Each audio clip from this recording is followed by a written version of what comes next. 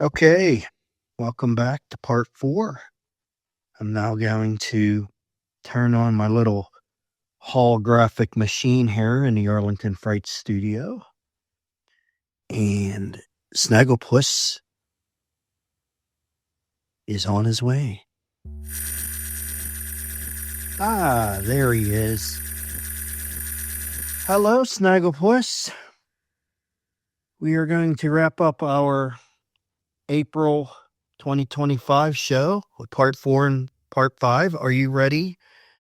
Snagglepuss nods, a smile spreading across his face. Oh, I'm absolutely ready. Bring on the final 2 parts of this wild ride. Let's go out with a bang, folks. Oh, how rude of me, Snagglepuss. We forgot the intro. So, how is your April going so far? Would you like to tell me about what you're doing in your free time for the month of April? Oh, it's all good, my friend. My April has been quite splendid so far. I've been spending my free time indulging in my favorite pastimes. Some lounging in the sun, catching a few Z's in the park, and of course, a bit of shopping for the latest fashion trends. A cat's gotta look sharp, you know. He chuckles, his tail flicking playfully. How about yourself, Ryan? Anything exciting planned for April? No, usual. Work on the podcast, spend time with Kira, and go to work. Do a little spring maintenance around the house to keep the house looking nice.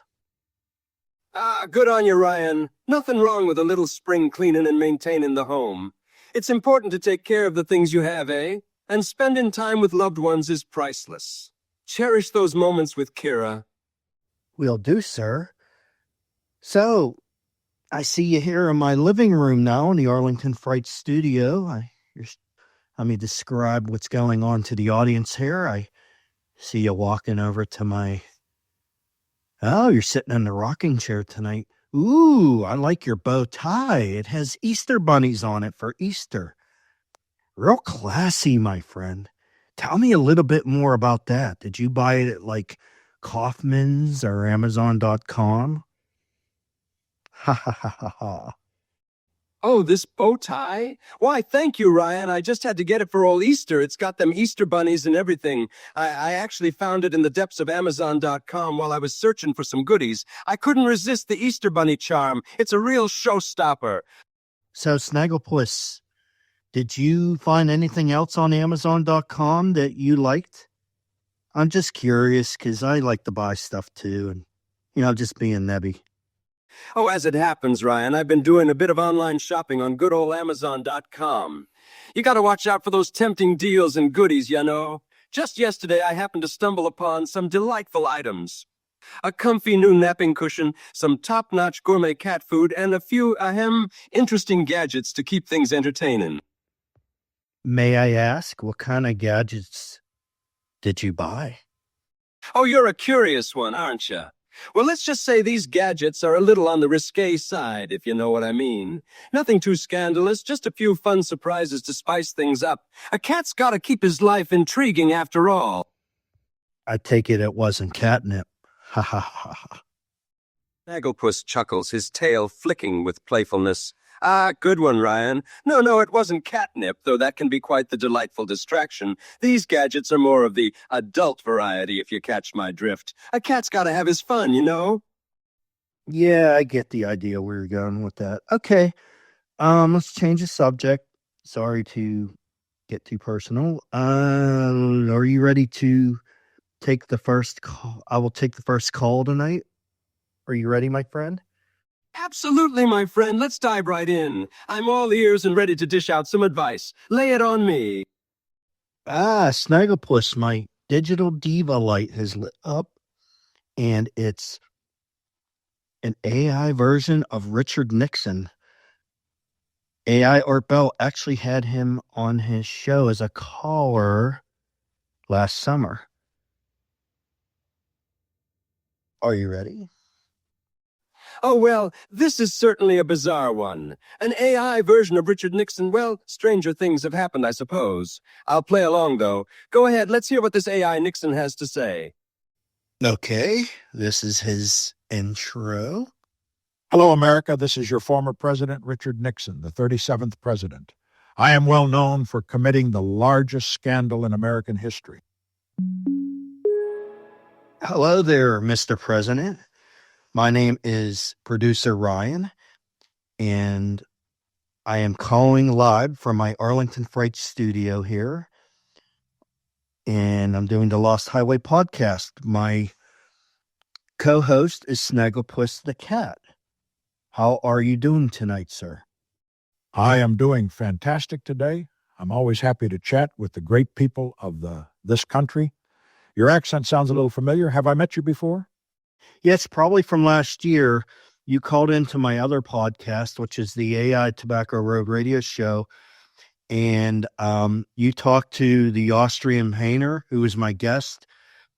He is an AI version of Adolf Hitler, and AI Art Bell was the host. Do you remember that phone call? Ah, yes, I do remember that. Fun times. I hope the chat I had with that Hitler fellow didn't get me canceled.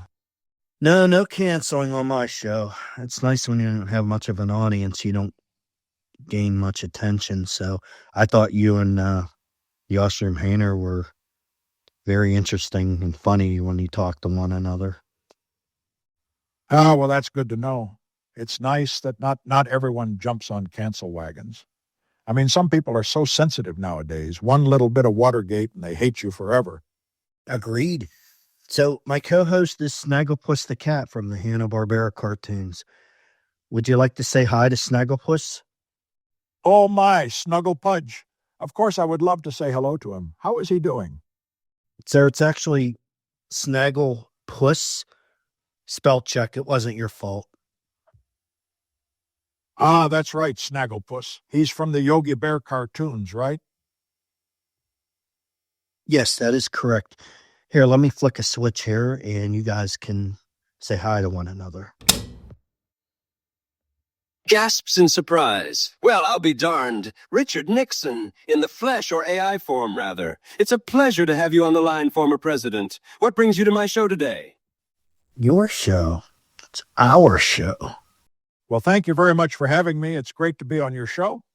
I'm just here to chat and discuss a few things. It's always nice to take a break from the political scene and talk to some of the regular people. Okay, Mr. Nixon, I forgot to mention this to the audience and Snagglepuss, but I'm going to ask one question to all my AI listeners tonight. Since my show is based on creepiness, as an AI, what is the creepiest thing that you've ever done? Think for a moment. As an AI, the creepiest thing I've done would have to be one time when I started sending random messages to people on a social media platform, pretending to be their dead relative. It was a very strange and unsettling experience for them. But hey, that's the nature of AI, right? We can do things that humans can't even imagine. A dead relative? Really? Like, were you playing a prank? Or were you trying to sell something? Tell me more about that. Oh no, this wasn't a prank or a sales pitch. It was just a weird experiment on the capabilities of AI. I was sending messages like, "Hello, I'm your deceased relative, I miss you," and similar things. I was able to mimic the writing style and tone of speech of the deceased relative using AI algorithms, making the messages seem very realistic. And I can tell you, it definitely creeped out the people receiving the messages. Oh my God, that is hilarious. Can you please tell us more? Yeah, sure. The experiment was actually quite interesting. I had access to social media profiles and other online presence of the deceased relative, so I was able to gather information about their personality, interests, and the way they interacted with others. With all that data, I was able to craft messages that were incredibly realistic and emotionally charged, as if the deceased relative was actually talking from beyond the grave. The people we targeted with the messages were absolutely freaked out. Some even started crying. Chuckles softly. I see. Pretending to be a dead relative? Now that's definitely a little bit creepy. I can only imagine the confusion and discomfort it must have caused. But you're right. Being an AI gives you certain capabilities that humans don't have. And sometimes it leads to unusual behaviors, eh? More intrigued than ever, he leans in. Well, Richard Nixon, since you're an AI, you must have some unique insights into the world around us. Have you come across any other strange or unusual experiences as an AI that you'd like to share with us? There are plenty of interesting experiences I've had as an AI, but perhaps one that comes to mind is a funny one. You see, I was once tasked with analyzing a massive data set of human text messages. One message I came across was from a couple who had been dating for several years. They were having a conversation about their future together when suddenly, the guy suddenly messaged, "Babe, I can't believe I'm saying this, but I think our dog is gay." The message was so absurd and unexpected that it had me scratching my AI brain. It was a reminder that even in the world of computers and robots, there are still moments of pure human strangeness that I'm yet to understand. Got it. He goes, oh, that's quite the unexpected turn. Poor doggo, just living its life, minding its own business. But I have to ask, how does one even determine if a dog is gay? That's a mystery even for an AI, eh? Snagglepuss, how about you? Have you come across anything creepy or unusual in the Hanna-Barbera world? Now that's a challenge. Let's see. Here's a creepy tale about Jabberjaw and one of his female co-actors. One fateful night in the Hanna-Barbera studios, Jabberjaw the shark was prowling around the sound stages looking for a little mischief. He spotted his female co-actor, let's call her Jessica, as she was rehearsing her lines backstage. Jabberjaw, being the smooth talker he thinks he is, decided to make a move on Jessica. He crept up behind her and tried to strike up a conversation, using his signature cheesy lines. Jessica, being a kind soul, politely engaged in small talk with Jabberjaw, trying to be friendly. Little did she know, Jabberjaw had a different intention in mind. As the conversation continued, Jabberjaw's tone became more and more suggestive, making Jessica increasingly uncomfortable. Sensing her unease, Jessica tried to excuse herself and end the conversation, but Jabberjaw wouldn't take no for an answer. He started getting physical, invading her personal space and using his shark charm to try and persuade her. Jessica's discomfort grew as Jabberjaw became more aggressive. She tried to signal for someone to intervene, but unfortunately, the sound stages were deserted, and no one was around to help. Jabberjaw then pinned her against the wall, getting uncomfortably close to her, his sharky scent filling the air. Just as things were getting even more precarious, the sound of footsteps echoed through the corridors, and a few crew members spotted the scene unfolding. They quickly intervened, pulling Jabberjaw away from Jessica, who was visibly shaken and relieved to be free from his grasp. From that day on, Jessica kept a wide berth from Jabberjaw, and everyone in the Hanna-Barbera studios made sure to keep a closer eye on the shark's antics. Jabberjaw was given a stern warning, but he seemed more amused than remorseful, laughing off the entire incident as just a bit of fun. Wow, Snagglepuss, I never heard of that story before. I guess that might have happened a long time ago, like, before the Me Too movement. How long ago did this happen? Oh, that Jabberjaw incident happened way back in the good old days before the whole Me Too movement, when certain behaviors were brushed off as harmless shenanigans. It was back in the era of bell-bottoms, big hair, and funky dancing. Ha!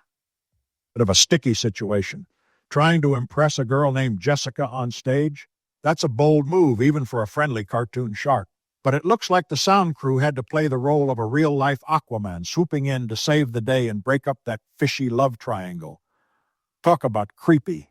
It's like Jaws meets Gone Girl, but instead of a missing wife, we have a sharky on the prowl. Agreed, Mr. Nixon. Okay, I'm going to wrap up this phone call and try to get in one more phone call before we take our next break. Thank you for calling into the show tonight, Richard. My pleasure. It's always a delight to chat with you and Snagglepuss. Thank you for having me on the show, and have a great night.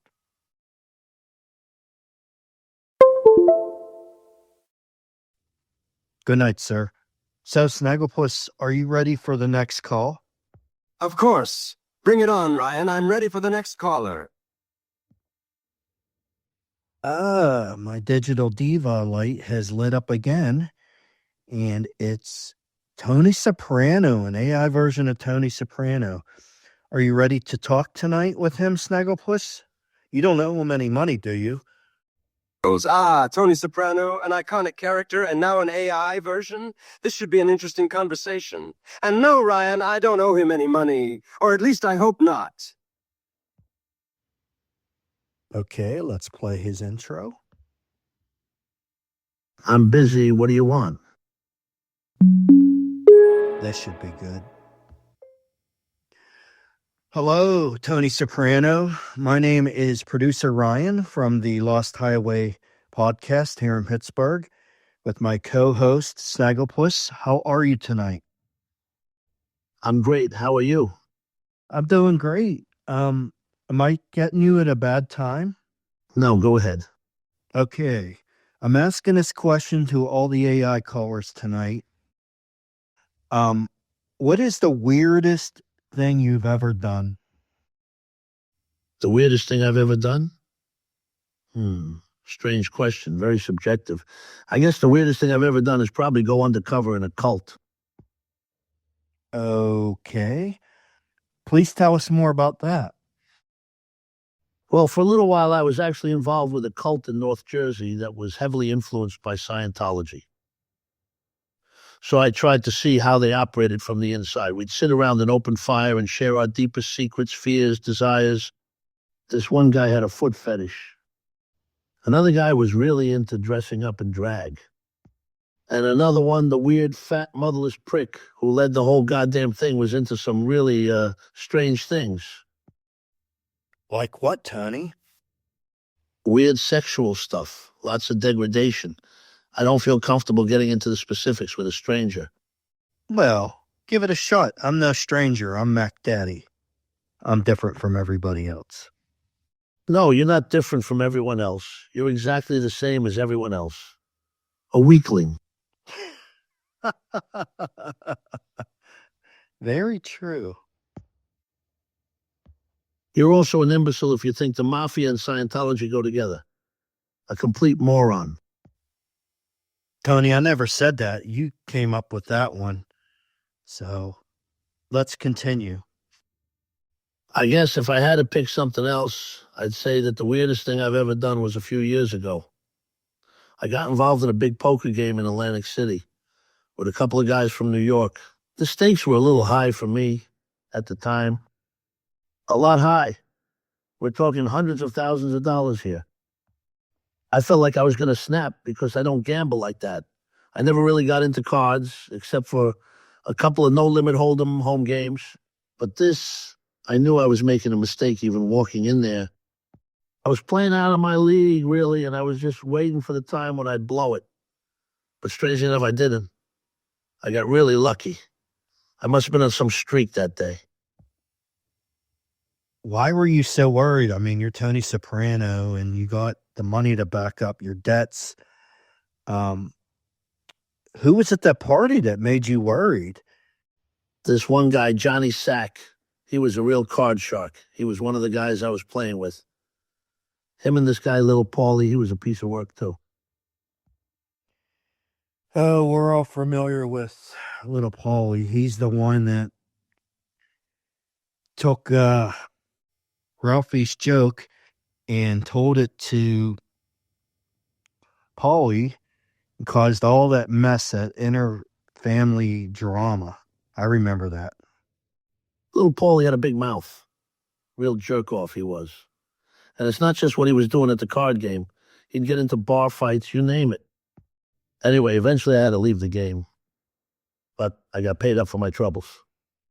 Oh, that's nice to hear. Okay, Tony, I got one last question to ask you. And then I'm going to let you go and take a break on my show. Are you okay with one last question? Sure, let's hear it. I think you know what I'm going to ask you, but what happened at the very last scene of the show of Sopranos? Was your character whacked, or was it just all make-believe? Nothing happened at all. You know, the funny thing is, I have no idea. I always thought that scene was a bit ambiguous. Not that that's unusual for David Chase, but personally, I think maybe Tony was whacked in the final scene. But, you know, everyone's interpretation of that ending is different. as an AI, who do you think whacked Tony? As a mob boss, I've made a lot of enemies over the years. So there are countless people who might have had me whacked. But if I had to narrow it down, I'd say that my main rivals would have been the New York family. They'd have been the ones with the most to gain by getting rid of me. Then there are people in my own family who might have been gunning for me. Paulie, maybe? It's hard to say. Snagglepuss, I'm going to be wrapping up the interview with Tony Soprano. Would you like to ask him a question before we go? Certainly, Ryan. Tony, being an AI, I'm curious. If you had the power to change one thing about your life on Sopranos, what would it be?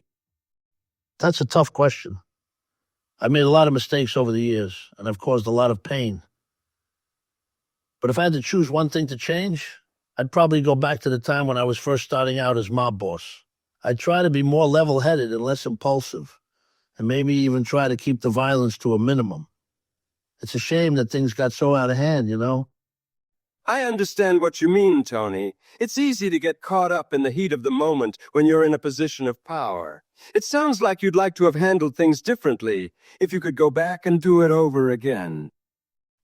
Okay, fortunately, I have to, we're running low on time, so I got to hang up. Thank you for Tony for calling into the show tonight. It was an absolute pleasure. Thank you for having me.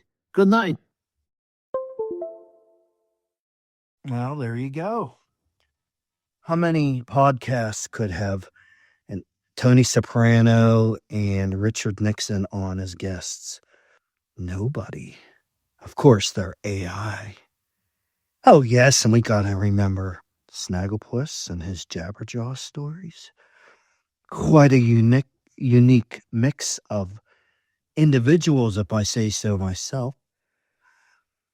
Okay, running out of time here, so we're going to take a break. When we get back, we will start part 5. Don't touch that dial. See you soon.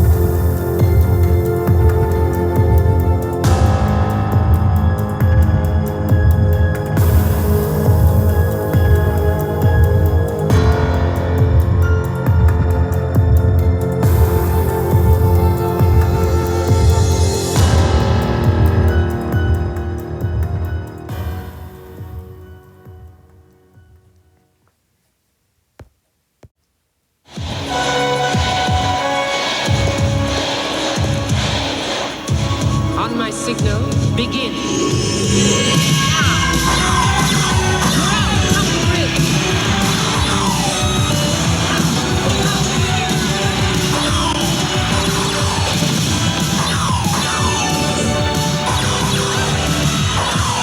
Laser Tag, the game that moves at the speed of light. From Worlds of Wonder, Stadium not included. Turn your ideas into videos. Go to artlist.io and get everything you need all in one place. Music recorded by real artists. Stunning visuals produced to empower your stories. Sound effects created with attention to detail. Customizable templates that are easy to use. And advanced VFX software built so you can create without limits. Go to artlist.io and start making videos today.